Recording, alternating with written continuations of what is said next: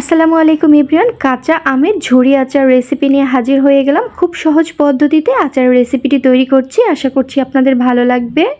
আমগুলো ধুয়ে খোসা ছাড়িয়ে তারপর ছুরির সাহায্যে আমি এভাবে কুচি করে নিচ্ছি। খুব সহজেই কিন্তু এভাবে কুচি করে নিতে পারবেন, চাইলে গ্রেটার বা বটির সাহায্যেও করে নিতে পারবেন।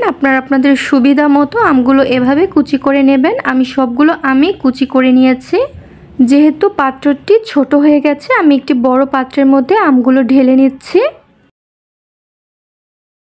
প্রথমে অ্যাড করে দিচ্ছি 1 টেবিল চামচ পরিমাণ চিলি ফ্লেক্স শুকনো মরিচ আমি তেলে গুঁড়া করে নিয়েছি। দিয়ে দিচ্ছি 1 টেবিল চামচ পরিমাণ কাশ্মীরি লাল মরিচের গুঁড়া।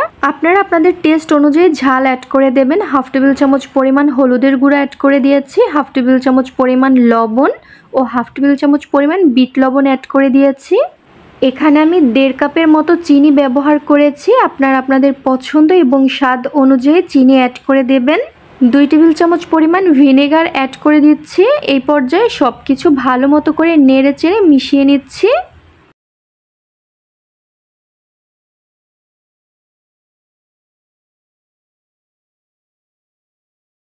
মেখে নেওয়া হয়ে গেলে এক সাইডে রেখে দিচ্ছি। চিনি গলে এরই মধ্যে পানি বের হয়ে আসবে। এখন একটি মশলা তৈরি করে নিচ্ছে।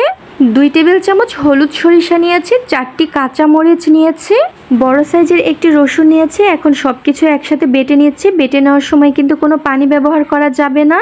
চাইলে সামান্য পরিমাণ ভিনেগার দিয়ে বেটে নেওয়া যেতে পারে। এখন একটি কড়াইয়ের মধ্যে আমি 3 কাপ পরিমাণ সরিষার তেল গরম হতে দিয়েছি।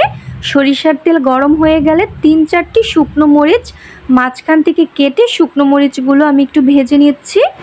এরই মধ্যে অ্যাড করে দিচ্ছি 1/2 টেবিল চামচ পরিমাণ আস্ত 5 ফোড়ন। তেল খুব ভালো মতো করে গরম করে নিতে হবে। তেল গরম হয়েছে আর শুকনো মরিচ 5 ফোড়ন থেকেও কিন্তু ঘ্রাণ বের হয়ে এসেছে। চুলা থেকে কড়াইটা এখন নামিয়ে নিচ্ছি। গরম থাকা অবস্থায় এখন আমের মধ্যে ঢেলে দিতে হবে। আর এরই মধ্যে কিন্তু চিনি গলে খুব ভালো মতো করে পানি বের হয়ে গেছে।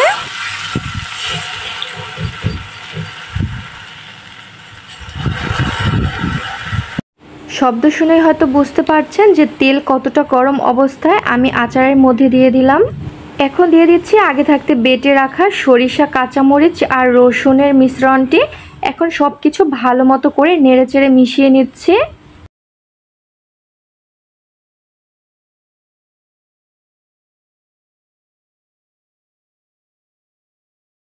খুব সহজ পদ্ধতিতে অল্প সময়ের মধ্যেই কিন্তু কাঁচা আমের ঝুরি আচারের এই রেসিপিটি বানিয়ে নিতে পারবেন। এই আচারটি খিচুড়ি, সাদা ভাত, পোলাও, বিরিয়ানির সাথে পরিবেশন করতে পারেন। খেতে ভীষণ মজার হয়ে থাকে।